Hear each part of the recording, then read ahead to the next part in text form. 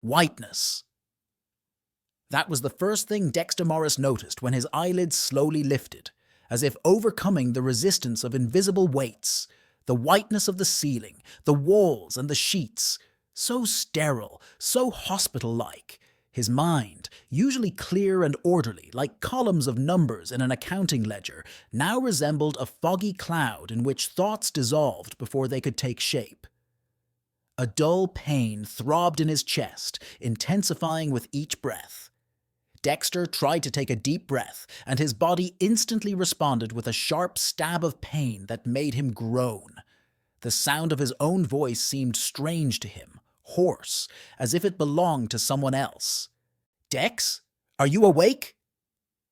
A woman's voice pierced the fog of his consciousness, and a moment later, his wife's face was leaning over him. Sylvia looked exhausted, with dark circles under her eyes, and her light brown hair, usually styled in a perfect hairdo, was tousled. She always took care of her appearance, and this disarray spoke louder than any words. What happened?" Dexter managed to say, trying to piece together the scattered fragments of his memory. "You've been shot," Sylvia's voice faltered. "Harrison Beach shot you. The bullet hit your chest and grazed your lung. The doctors say you're lucky. Another couple of inches and—" She didn't finish, biting her lip. Harrison Beach. At the mention of that name, fragments of memory began to fall into place like pieces of a puzzle. The blue crescent bar, amber whiskey in a glass, Harrison's cold, contemptuous eyes, the unexpected glint of metal, and then pain, so sharp that his vision darkened. How long have I been here?" Dexter asked, trying to suppress his growing anxiety. He hated losing control of a situation, not knowing the exact details. 2 days, Sylvia replied, touching his hand. "The operation lasted 4 hours. Savannah and I weren't allowed to see you until last night." Savannah. The thought of his daughter made Dexter's heart ache. Their only child, a 19-year-old freshman in college, had recently returned home for summer break. "Where is she?" he asked hoarsely. "In the cafeteria," Sylvia smiled weakly. "I made her go eat. She hasn't left your room since we were allowed to visit you." Dexter tried to sit up, but his body refused to obey. The IV attached to his arm swayed gently, and the monitor beside his bed responded to his changing heart rate with a rapid beep. "Lie still," Sylvia said, gently placing her hand on his shoulder. "The doctor will be here soon." Dexter obediently lowered himself back onto the pillow. Obedience to rules was second nature to him, a character trait that he believed had defined his entire life. He was a man of order in a world of chaos, a man who never exceeded the speed limit, always paid his taxes on time, and filed his returns 2 weeks before the deadline. At the Greenfield Insurance Company office, where he had worked for the past 17 years, his desk was always a model of organization. Pens in a special holder, documents in neat stacks. The computer monitor wiped down with an anti-static cloth every morning at exactly 8:30. "Dexter Morris is a walking schedule," Sylvia used to joke in the early years of their marriage. The phrase popped into his mind, triggering an unexpected wave of tenderness. Sylvia, with her spontaneity and energy, was his complete opposite. Meeting her at a charity event 22 years ago had changed his orderly world forever. He still remembered her laughter when she spilled punch on him and then insisted on paying for his jacket to be dry cleaned, a gesture that immediately set her apart from the crowd of beautiful but frivolous women in his eyes. "Dad!" The door to the room flew open, and Savannah literally flew inside, her long, dark hair, inherited from Dexter, flowing behind her. "You're awake!" She rushed to the bed, but stopped at the last moment, clearly afraid of hurting him. Their daughter had always been like that. Impulsive and emotional like Sylvia, but with sudden flashes of caution and calculation that reminded him of himself. "Hi, sweetie," Dexter said, trying to smile. The wound in his chest throbbed with a new wave of pain, but he tried not to show it. "I'm sorry I scared you." Savannah's eyes, brown like her mother's, filled with tears. "I thought you—" She couldn't finish the sentence. "Hey, it'll take more than some idiot's bullet to do that." Dexter tried to joke, but the joke sounded false even to his own ears. A doctor entered the room, a tall man with graying dark hair and the tired eyes of someone who had been working too long without rest. "Glad to see you're conscious, Mr. Morris," he said, glancing at the monitors. "I'm Dr. Finch. How are you feeling?" "Like I've been shot," Dexter replied dryly. The doctor chuckled briefly. "Well, at least your sense of humor is intact. That's a good sign." The doctor spent the next 15 minutes explaining what had happened. The .38 caliber bullet had passed through the upper part of his chest, grazing the top of his left lung but miraculously missing his heart and major arteries. The operation had been successful, but recovery would take time. No sudden movements, no physical exertion. Strict bed rest for at least a week after discharge. Dexter listened with the same attention he usually gave to studying new tax rules. His mind automatically processed the information, classifying it according to importance and highlighting key points. This methodical and analytical way of thinking was the foundation of his professional success and a source of endless jokes from his colleagues. When Dr. Finch finished his explanation and left the room, promising to return later, a heavy silence fell over the room. Sylvia and Savannah exchanged glances which did not escape Dexter's attention. "Did something else happen?" he asked, looking from his wife to his daughter and back. Sylvia sat down on a chair next to the bed. "The police want to talk to you as soon as you're able," she said quietly. "They arrested Harrison. He's been charged with attempted murder." Dexter nodded, trying to keep his face neutral. Inside, his mind was racing. What would he tell the police? How would he explain his presence at the bar? His meeting with Harrison had not been accidental, although that was how he planned to present it. "Dad," Savannah's voice interrupted his thoughts. "Why did he do that? Why did Mr. Beach shoot you?" Dexter's gaze darted to Sylvia. Their eyes met for a split second, and he saw fear and guilt. She knew. Of course she knew why Harrison had fired, but had she told Savannah?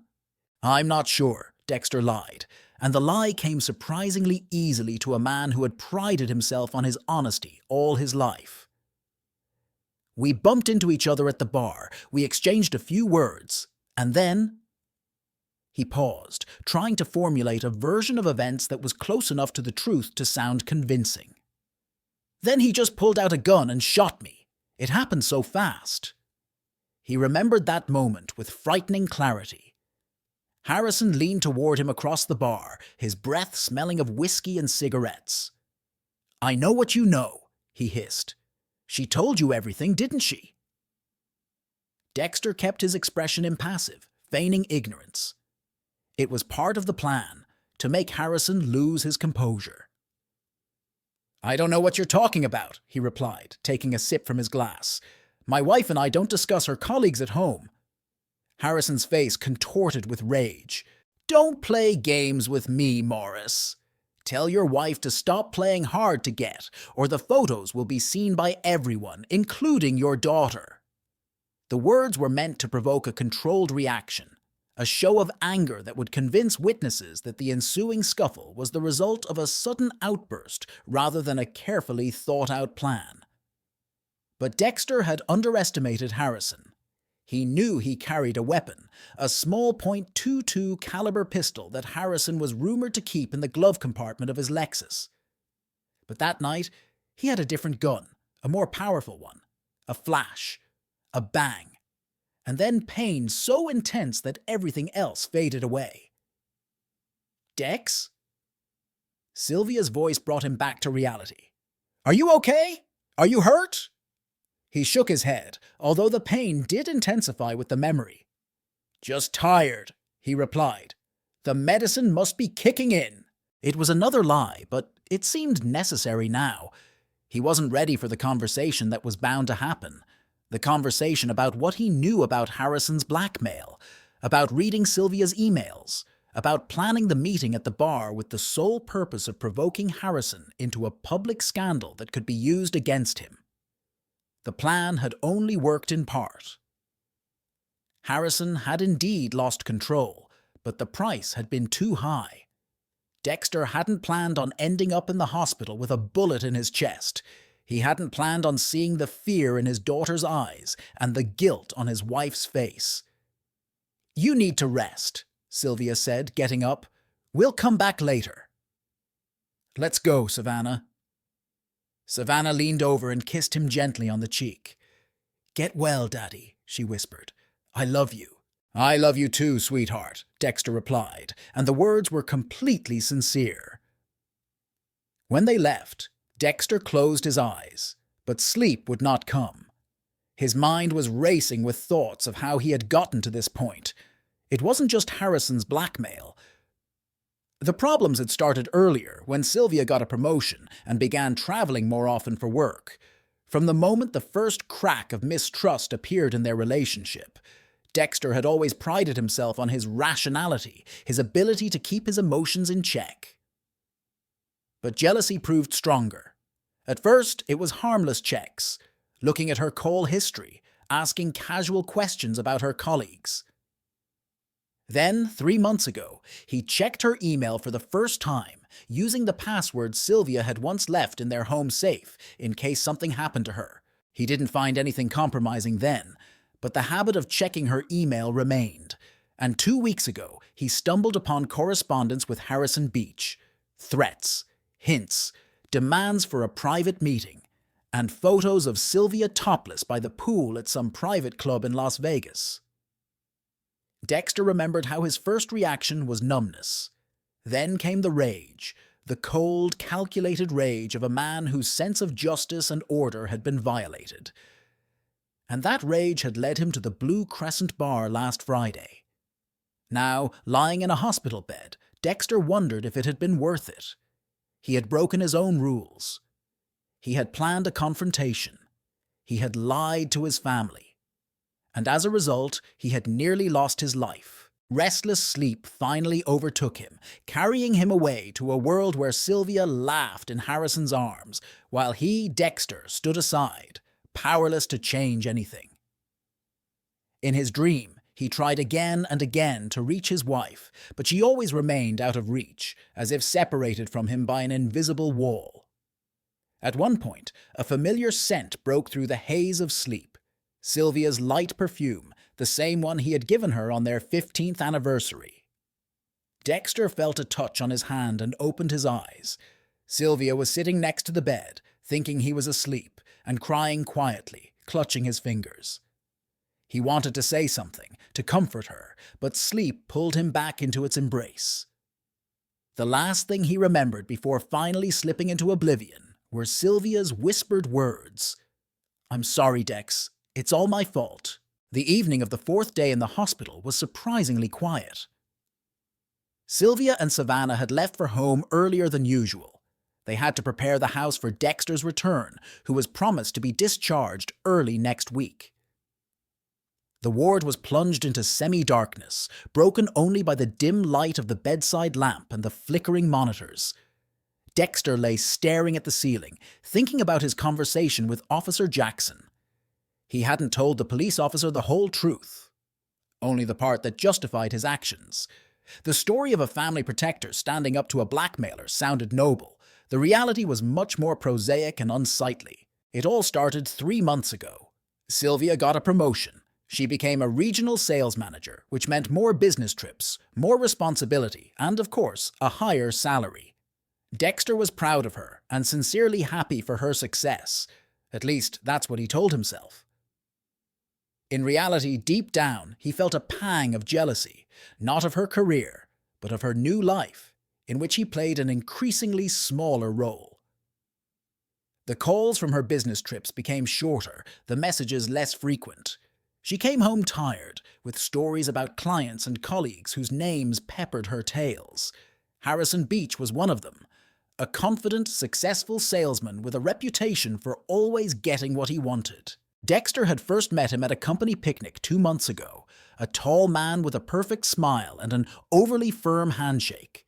His glance at Sylvia was fleeting, but Dexter noticed something in it that made him tense up inside. It was the look of a possessive man, someone who was used to getting what he wanted. "So this is the famous husband of Sylvia," Harrison said with a slight smile. "She's told me a lot about you."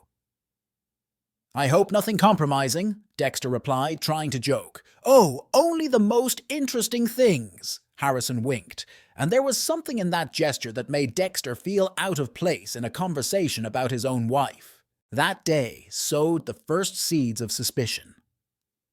Dexter began to notice details that had previously escaped his attention. How Sylvia flinched when her work phone rang. How she started password protecting her laptop, even though she never had before. How she avoided talking about certain business trips. The first time he checked her phone was almost by accident. Sylvia left it on the kitchen table when she went to take a shower, and the screen lit up with an incoming message. Dexter didn't plan to read it. He just glanced at it automatically. The message was from Janice, her colleague and best friend. "He asked about you again today. Maybe you should talk to HR?" That was enough. The suspicions Dexter had been trying to ignore came rushing back with renewed force. He started following her, hating himself for it, but unable to stop. He checked her phone whenever he had the chance. He looked through the browser history on the family computer. And finally, 3 weeks ago, he decided to do what he had previously considered unthinkable. He accessed her email. He had known her password for a long time. Sylvia had written it down in the family safe along with other important information, in case something happened to her. The small piece of paper with a string of letters and numbers had lain there for years, untouched, protected by an unspoken agreement of trust. Until the day Dexter broke that agreement, there was nothing reprehensible in her email. Work emails, correspondence with friends, newsletters from online stores. Dexter had almost convinced himself that it was all a figment of his imagination when he stumbled upon an email from Harrison Beach. It was simply titled, "Our Conversation." "Dear Sylvia," Harrison wrote, "I hope you didn't take our conversation yesterday too seriously. I just wanted to remind you that we have some pleasant memories of Vegas that might be worth reliving. I even captured some of the moments on camera. The pictures turned out great. I'm sure your husband would appreciate them. Think about my offer. Harrison." Dexter reread the letter 3 times, feeling his anger grow with every word. It was blackmail, thinly veiled as politeness, and judging by the date, it had been going on for 2 weeks. He opened the next letter from the same sender. Attached was a photo of Sylvia by the pool, wearing sunglasses, a glass in her hand, and a bikini top. The photo was taken from a distance, but her face was easily recognizable. Next to her sat Janice, dressed in the same way. "How do you think your colleagues will like this version of you?" Harrison wrote. "I have a few more revealing. Meet me tomorrow after work, and we'll discuss how to keep them secret." Sylvia's reply was short and decisive. "Don't you dare threaten me. If you distribute these photos or continue to blackmail me, I will go to the police." The correspondence continued for several more days. Harrison changed tactics, from threats to apologies, from aggression to feigned remorse. But his goal remained the same, to get Sylvia to meet with him alone. The last letter was sent the day before the incident at the bar. "I'm tired of games, Sylvia. Tomorrow I'll send the photos to your husband and daughter. Let's see if they're still so proud of you after that." That was when Dexter made his decision. He couldn't let this man destroy their family, humiliate Sylvia, and make Savannah ashamed of her mother. He had to act, and act fast. The plan came together almost instantly. Through the corporate website of the company where Sylvia worked, Dexter found Harrison's social media page. Looking through his post from the last few months, he noticed a pattern. Every Friday, Harrison checked in at the Blue Crescent Bar, posting photos of cocktails with distinctive blue umbrellas. Dexter had no intention of using physical force. That wasn't his style. He planned to meet Harrison in a crowded place, record their conversation on his phone, and get him to confess to blackmail. With that recording, Sylvia could go to the police or her boss, or, as a last resort, use it as leverage against the blackmailer himself. That evening, Dexter told Sylvia he was meeting colleagues. She didn't ask any questions. Lately, they had both been avoiding unnecessary conversation. He arrived at the Blue Crescent at 7, knowing that Harrison usually showed up around 8. He ordered a whiskey and waited, rehearsing his speech in his head. Harrison showed up at 20 to 9.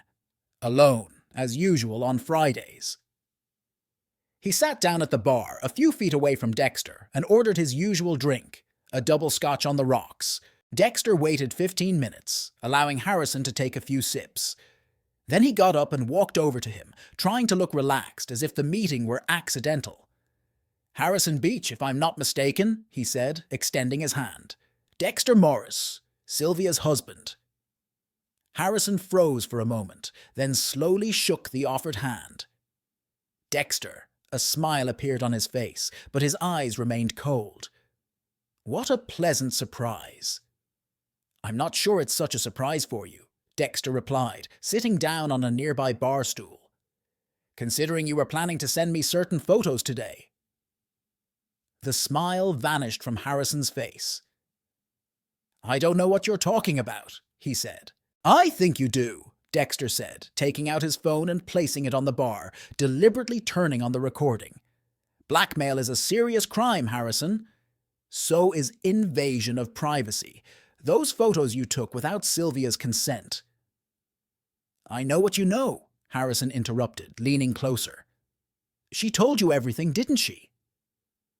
That was the moment when the plan began to unravel. Dexter expected denial. Perhaps attempts to explain it all away as a misunderstanding. He didn't expect Harrison to go on the offensive so quickly. "Sylvia and I don't discuss her colleagues at home," Dexter lied, trying to remain calm. "Don't play games with me, Morris." Harrison's eyes narrowed. "Tell your wife to stop playing hard to get, or everyone will see the photos, including your daughter." The mention of Savannah was the last straw. According to the plan, Dexter was supposed to remain calm, continue recording, and gather evidence. Instead, he felt his hand clench into a fist. "Don't you dare bring my daughter into this," he said so quietly that Harrison had to lean in to hear him. "I know what you did, and you're going to pay for it." Harrison smirked, and there was so much arrogance in that smirk that Dexter couldn't take it. He grabbed him by the lapels of his fancy jacket and pulled him toward him. "You're done blackmailing my wife, got it?" he hissed. "Or I'll destroy you." He didn't see Harrison's hand slip under his jacket. He didn't see the glint of metal until it was too late. A shot rang out, muffled by the noise of the bar, but loud enough for people around them to scream and scatter. Dexter felt a blow to his chest so hard it knocked him backward. He fell, hitting his head on the edge of the bar. The last thing he remembered before losing consciousness was Harrison's face, contorted with rage and perhaps fear. "Mr. Morris? Mr. Morris, are you all right?" The nurse's voice brought Dexter back to the present. He opened his eyes and saw an unfamiliar face above him. Not the plump, cheerful woman who had come earlier, but a young girl with short, dark hair and attentive eyes. "I'm sorry I woke you," she said. "I'm Louise, your night nurse, just checking to see if everything's okay." "I wasn't asleep," Dexter replied. "Just thinking." Louise nodded, checking the monitors. "How's the pain? On a scale of 1 to 10? 4, maybe 5, Dexter grimaced, trying to sit up higher. "Let me help you." Louise deftly supported him and adjusted his pillows. "Is that better?" "Yes, thank you." Louise made a note in the chart, then lingered by the bed, as if hesitating. "You know, I spoke with Officer Jackson," she said finally. "He came in while you were asleep." Dexter tensed. "What did he want?" "He asked a few questions about the day you were brought in." Louise paused. "Mr. Morris, I know it's none of my business, but..." Something doesn't add up, does it? What do you mean? Dexter asked cautiously. When you were brought in, you had a tape recorder in your pocket, Louise said. It was on. We found it when we took your clothes off before the operation. I turned it off and put it with your personal belongings. I'm not sure the police know about it. Dexter was silent, not knowing what to say. The voice recorder was part of his plan, a backup in case something happened to his phone. He had completely forgotten about it. I'm not asking why you needed it, Louise continued. I just wanted you to know. Your wife took your things, but the recorder is still here. I thought maybe you wouldn't want her to find it. Why are you helping me? Dexter asked. Louise shrugged. My sister went through something similar. Blackmail. Her ex-boyfriend threatened to post her photos online, she said, looking away. No one helped her. I just thought, maybe you were trying to help your wife and it all went wrong.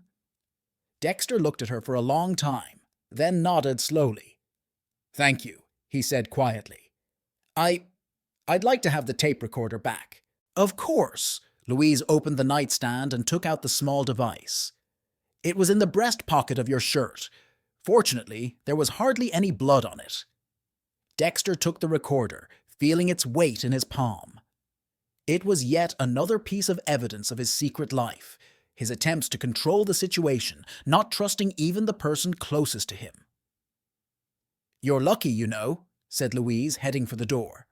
The bullet missed your heart by a few millimeters. If it hadn't been for that lucky coincidence. She didn't finish her sentence, but Dexter understood. He had been given a second chance, a chance to rethink his life, his relationship with Sylvia, his desire to control everything. I'll stop by later to see how you are, Louise said as she left the room. Try to get some rest. When the door closed behind her, Dexter clutched the voice recorder in his hand. Then, after a moment's hesitation, he pressed the delete button and held it down until the device beeped to indicate that the memory had been cleared. Perhaps it was time to let go of the past and start trusting the future. The morning of the 5th day in the hospital began with a visit from Dr. Finch. He was in a good mood and brought encouraging news. Dexter's wound was healing well. There was no infection, and if things continued like this, he would be discharged in 3 days. Of course, it will take time to fully recover, the doctor warned, checking the bandage on Dexter's chest. No physical activity for at least 6 weeks, and you'll have to come in for bandage changes twice a week. Dexter nodded, counting the days of forced vacation in his head. His boss, Mr. Gregory, had already called twice to express his condolences and assure Dexter that he didn't need to worry about work for as long as he needed to be away.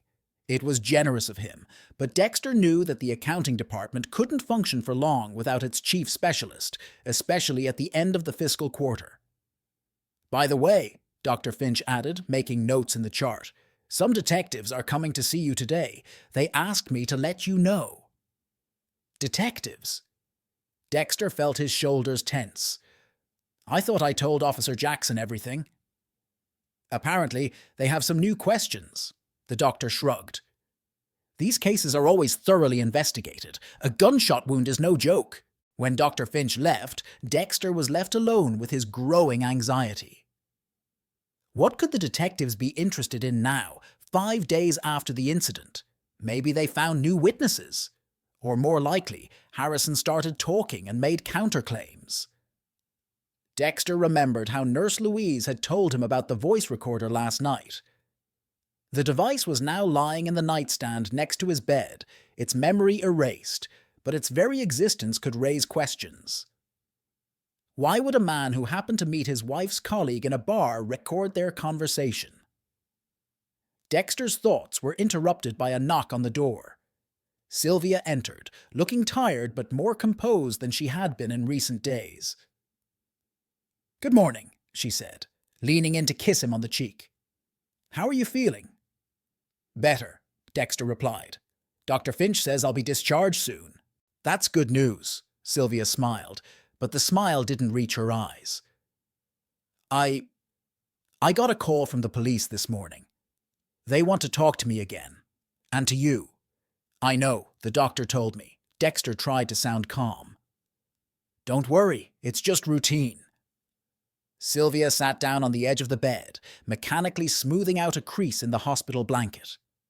Dex, she began, not looking at him, I need to ask you something, and I need you to answer honestly. Dexter felt his pulse quicken. He had been anticipating this conversation since he woke up in the hospital, and yet he wasn't ready for it. Of course, he said, trying to keep his voice steady. Did you know about the blackmail before you went to that bar? Sylvia asked bluntly, finally looking up at him.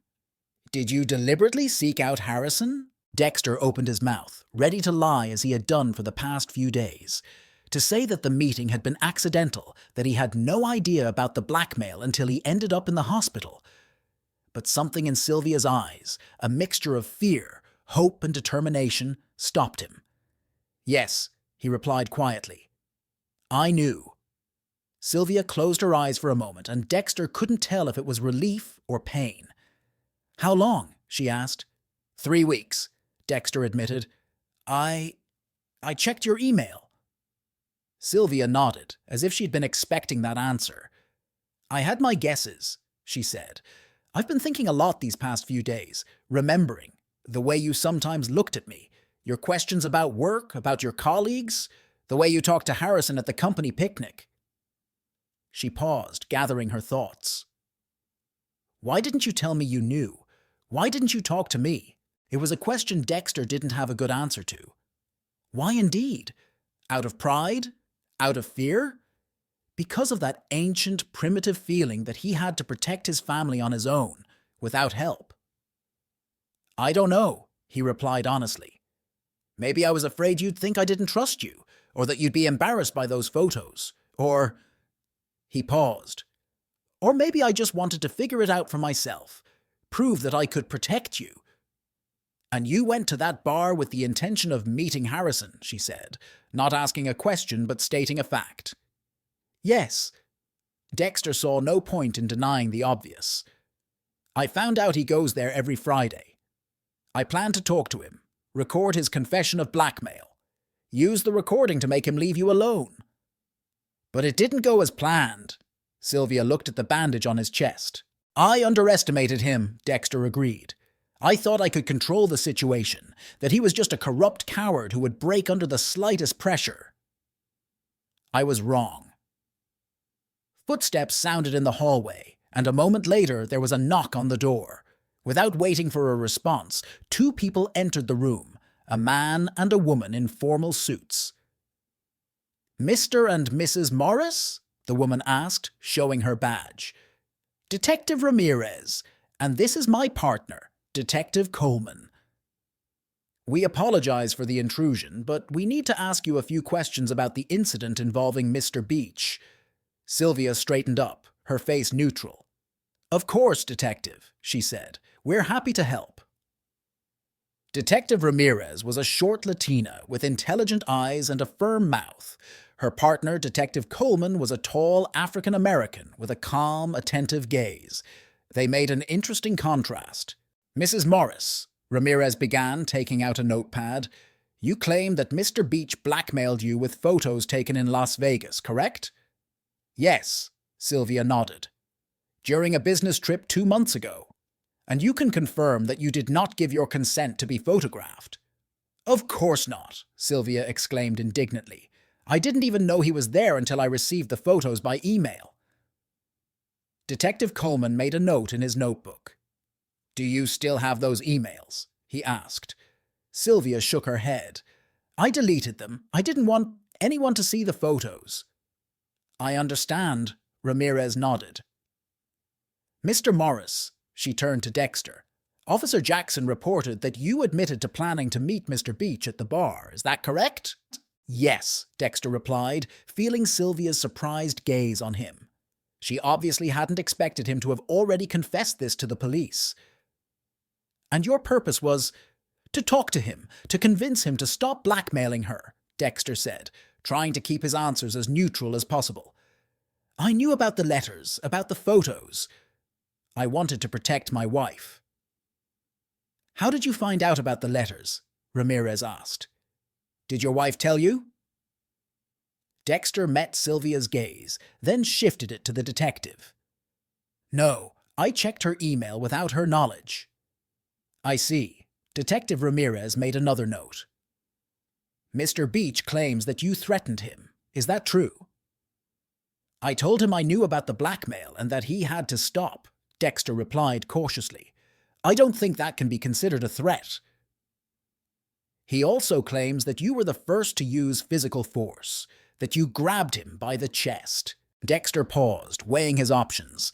He could deny it, but it was possible that there were surveillance cameras in the bar or witnesses who could corroborate Harrison's version. It's true, he finally admitted. I lost control when he started threatening my daughter. The detectives exchanged glances. Mr. Beach threatened your daughter? Coleman asked. He said he would send photos of my wife Savannah, Dexter explained. I think that can be considered a threat. Absolutely, Ramirez agreed. Nevertheless, the fact remains that you were the first to resort to physical confrontation. Are you saying that the shooting was self-defense? Sylvia exclaimed, raising her voice. No one is saying that, Mrs. Morris, Coleman replied calmly. We're just trying to establish the facts. Mr. Beach has already been charged with aggravated assault and illegal possession of a firearm. The district attorney is also considering charges of blackmail and invasion of privacy, especially after we found photos of not only your wife, but other women on his computer. This news stunned Dexter and Sylvia. They exchanged glances, and Dexter saw in his wife's eyes what he himself was feeling, a mixture of shock and relief. Harrison wasn't blackmailing Sylvia alone. It was his system, his modus operandi. Other women? Sylvia asked. Yes, Ramirez nodded. We've already identified 3. All of them are employees of your company. All the photos were taken at the same club in Las Vegas. Oh my God, Sylvia exhaled. I had no idea. Most victims don't suspect there are others, Coleman said gently. That's the power of blackmail, making you feel alone, isolated, without support. The detectives asked a few more questions about the details of the incident at the bar, what Harrison had said, and Dexter's reaction. Then Ramirez took a small object out of her jacket pocket. Mr. Morris, is this yours? She asked, showing him the voice recorder. Dexter froze. It wasn't the voice recorder that was now in his nightstand. It was his phone, which he had placed on the bar before talking to Harrison. Yes, he replied. It's my phone. It was set to record when you were brought to the hospital, Ramirez said.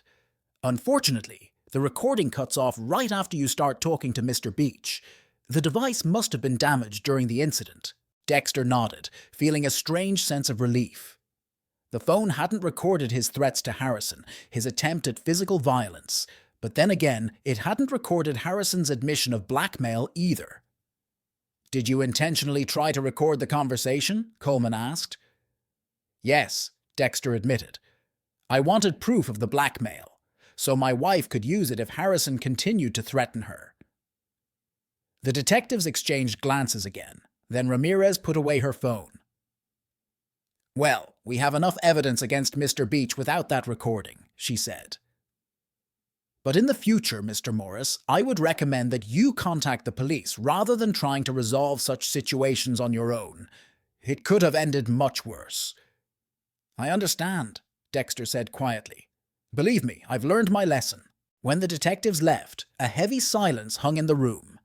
Dexter didn't dare look at Sylvia, afraid to see condemnation in her eyes, or worse, disappointment.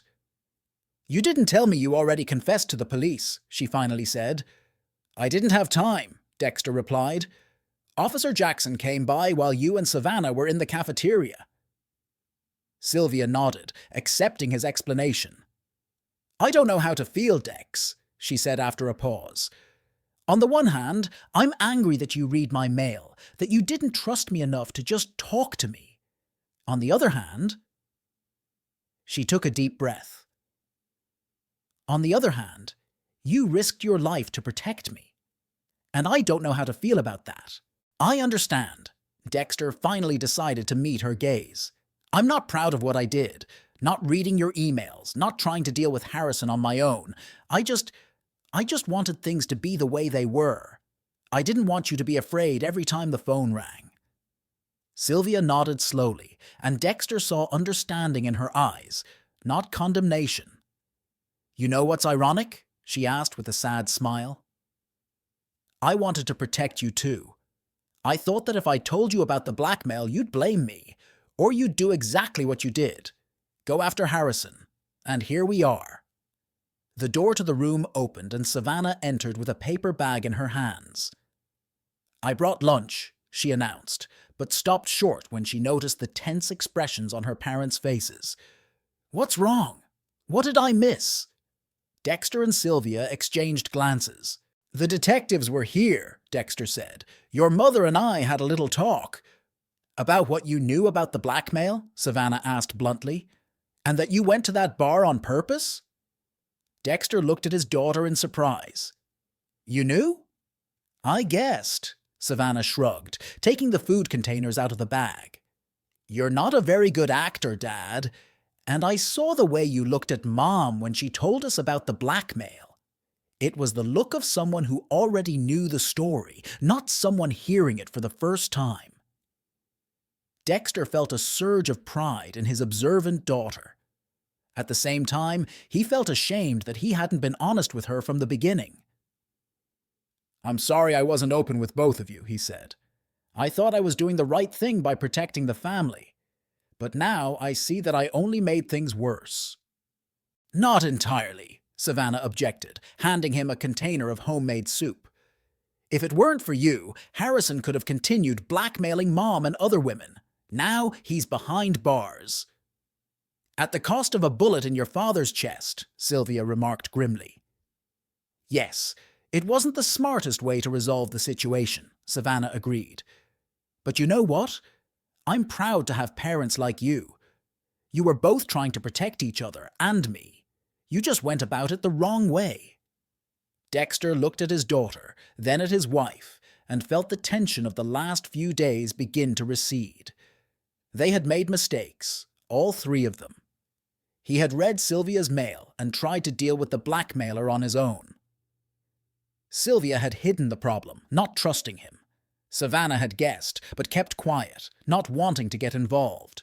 But now that the truth was out in the open, with all the cards on the table, he felt a strange sense of relief. It was as if a heavy weight had been lifted from his shoulders. "Do you think we can start over?" he asked quietly. "Be honest with each other, even when it's hard?" Sylvia took his hand. "I think we already have," she said. And for the first time in a long time, Dexter felt that maybe everything would be okay. The day of his discharge was sunny and warm. Dexter sat on the edge of the hospital bed, already dressed in a fresh shirt and pants that Sylvia had brought from home, waiting for the nurse to bring his papers. After a week in hospital pajamas, his regular clothes felt strange and unfamiliar, too heavy for his weakened body. "Ready to go home?" Sylvia asked, entering the room with a small sports bag containing his personal belongings. "More than ready," Dexter nodded. The hospital, for all its sterile efficiency, had grown tiresome to him. He dreamed of his own bed, the quiet of his study, a cup of good coffee brewed in their old coffee maker. Louise, the night nurse who had returned his tape recorder, appeared in the doorway. Today, she looked even more tired than usual, dark circles under her eyes betraying a sleepless night. "Your documents, Mr. Morris," she said, handing him a folder with papers. "Here are your prescriptions, a schedule for doctor's visits for dressings, and general recommendations. Try to follow them. I promise." Dexter smiled, taking the documents. "Thank you. For everything." Louise nodded understandingly. "Just doing my job," she said, but Dexter saw more in her eyes than she said. The little secret they shared created a special bond between them. "Good luck." Getting from the hospital to the car was more difficult than Dexter had expected. Every movement sent a jolt of pain through his chest, despite the painkillers he had taken before being discharged. The orderly wheeled him to the exit in a wheelchair and then helped him into the front seat of the family minivan. Take your time, Sylvia warned as she settled behind the wheel. Savannah has prepared your room and bought all the medicine on the list. Everything is ready for your return. And I made your favorite blueberry pie, Savannah added from the back seat. It's not as good as yours, but it's edible. Dexter smiled, touched by his daughter's thoughtfulness. At 19, Savannah was usually too busy with school and friends to spend time in the kitchen. The fact that she had decided to bake a pie spoke volumes. I'm sure it's perfect, Dexter said, turning carefully to look at his daughter. Thanks, sweetie. The drive home took about 20 minutes. Sylvia drove slowly and carefully, avoiding potholes and sharp turns. Dexter looked out the window at the familiar streets of Greenfield, which he passed every day on his way to work, and felt a strange sense of alienation, as if he were seeing them for the first time. The week in the hospital had changed his perspective, forcing him to take a fresh look at the life he had previously taken for granted. When they pulled up to the house, a modest 2-story building in a quiet suburb that he and Sylvia had bought 15 years ago, Dexter noticed several cars in the driveway. "Do we have guests?" he asked, raising an eyebrow in surprise. Sylvia pursed her lips. "Your mother insisted on having a small family dinner to celebrate your return," she said, and Dexter detected a note of tension in her voice. "I tried to explain that you needed some peace and quiet, but you know your mother." Dexter sighed. Elizabeth Morris was a strong-willed and determined woman with firm ideas about how family matters should be handled. Although Dexter usually appreciated her practicality and concern, right now the thought of spending the evening surrounded by relatives made him feel exhausted. "Who's there?" he asked, bracing himself for the worst. "Grandma, Grandpa, Uncle Howard and Aunt Maggie, Cousin Brian," Savannah replied, holding up her fingers, "and Pastor Johnson called and said he'd be stopping by for tea." Dexter exchanged glances with Sylvia. Pastor Johnson was known for his conservative views and love of moralizing conversations. His presence, combined with the story of the topless photos from Las Vegas, did not bode well. "We can drive around the block and come back later," Sylvia suggested, half-jokingly. Dexter shook his head. "No, let's get this over with," he said. "The sooner we start, the sooner we'll be done." Sylvia nodded, and Dexter saw gratitude in her eyes. She was parking the car when the front door opened, and Elizabeth Morris appeared on the threshold, a short woman in a severe dress with a string of pearls around her neck. "Dexter!" she exclaimed, rushing down the steps and hurrying toward the car. "You're finally home!" "Hello, Mom," Dexter tried to smile, slowly getting out of the car with Savannah's help. "You shouldn't have bothered." "Don't be silly," Elizabeth said, walking over to him and looking him up and down critically. "Of course we had to come. You could have been killed." She turned to Sylvia, her tone noticeably colder. "Sylvia, dear, could you help Dexter into the house? He looks pale." "I'm fine, Mom," Dexter said, but his words were ignored. It took longer than usual to get into the house. Dexter slowly climbed the steps, leaning on Sylvia and trying not to wince with pain with every step. In the living room, he was greeted by the rest of his family, his father George, a silent man with a pipe perpetually in his mouth, his father's brother Howard and his wife Maggie, always dressed as if they were going on a country picnic, and their son Brian, a 25-year-old paralegal who considered it his duty to give everyone unsolicited advice. "Welcome home, soldier," George said, shaking his son's hand. "You look pretty good for a guy who got shot." "Thanks, Dad," Dexter said, carefully lowering himself into his favorite chair, trying not to groan with relief. "We were so worried," said Aunt Maggie, fussing over him with pillows. "When Elizabeth called and said you were in the hospital with a gunshot wound, I almost fainted." "I was surprised, too," Dexter remarked dryly, eliciting a few nervous laughs. While Savannah poured tea and Sylvia arranged snacks on plates, the conversation turned to the circumstances of the incident. Dexter gave a simplified version of the story, omitting the details about how he knew about the blackmail in advance and had deliberately sought out Harrison. Instead, he presented it as an unexpected encounter that escalated into a conflict. But why was this man blackmailing Sylvia? Elizabeth asked, pursing her lips.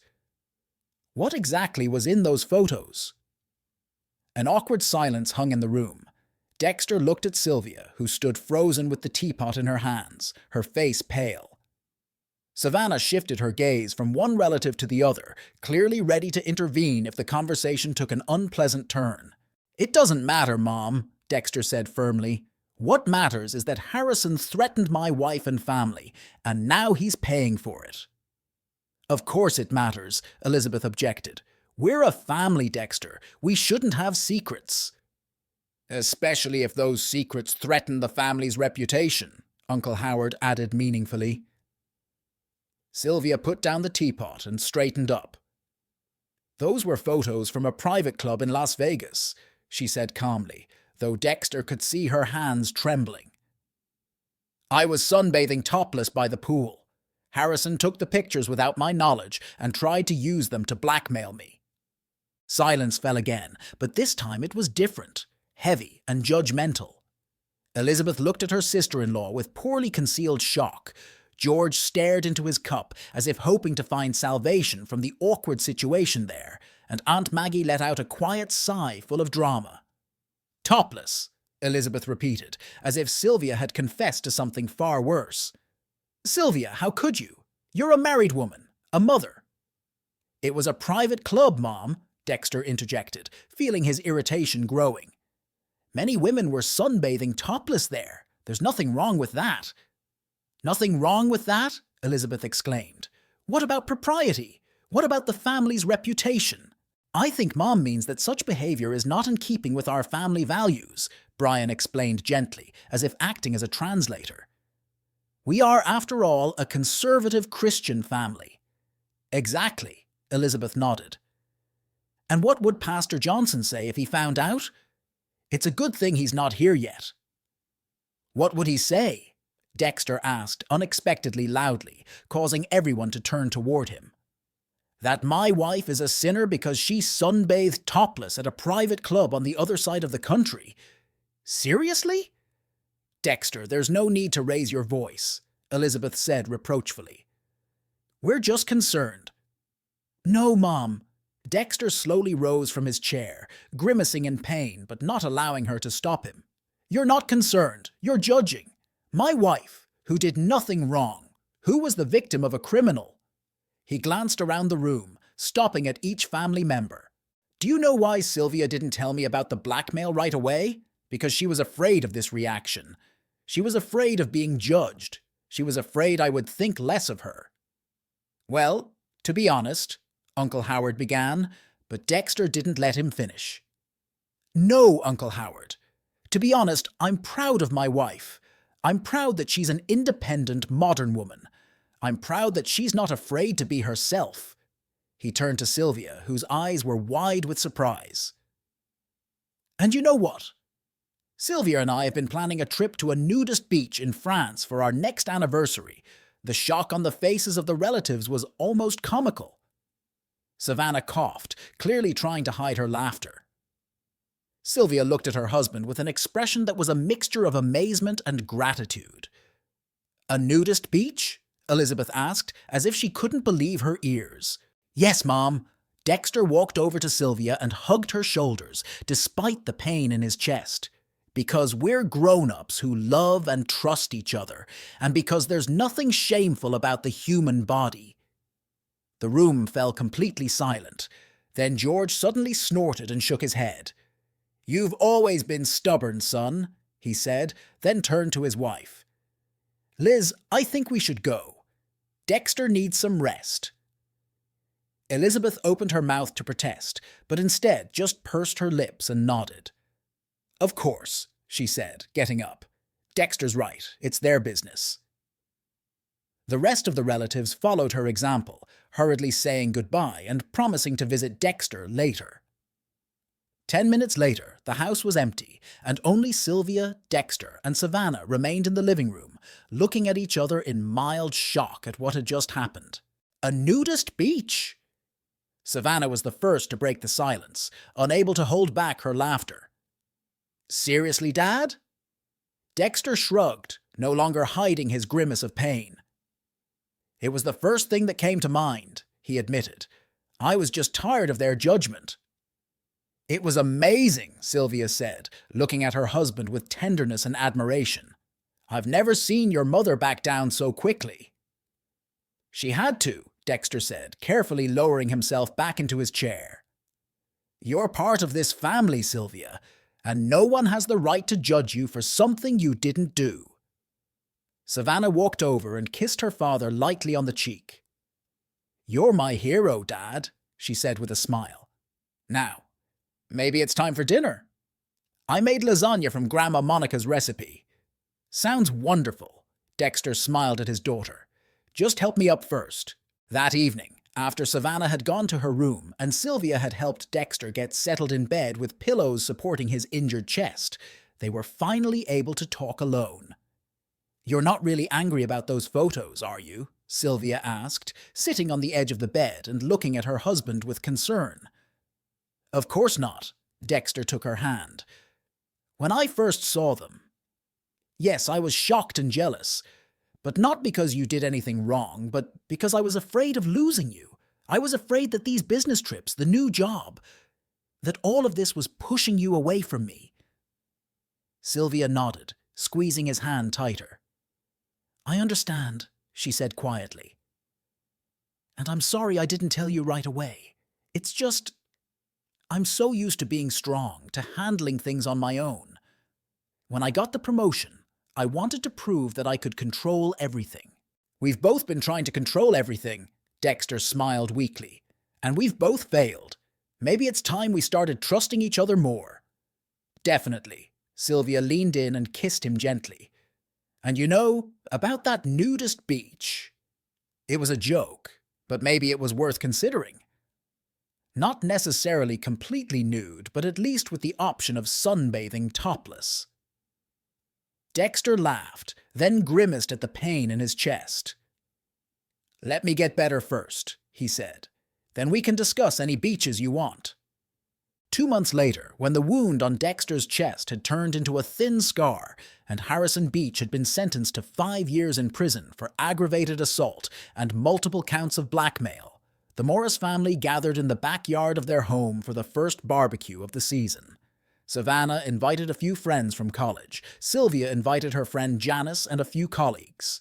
Even Elizabeth and George came, although relations with them were still somewhat strained. Dexter stood at the grill, flipping steaks and watching his wife laugh at something Janice had said.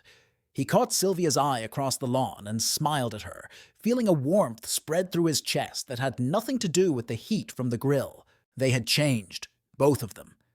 They had become more open with each other, learning to talk about their fears and doubts instead of hiding them. Dexter no longer checked his wife's email, and Sylvia stopped hiding the details of her business trips.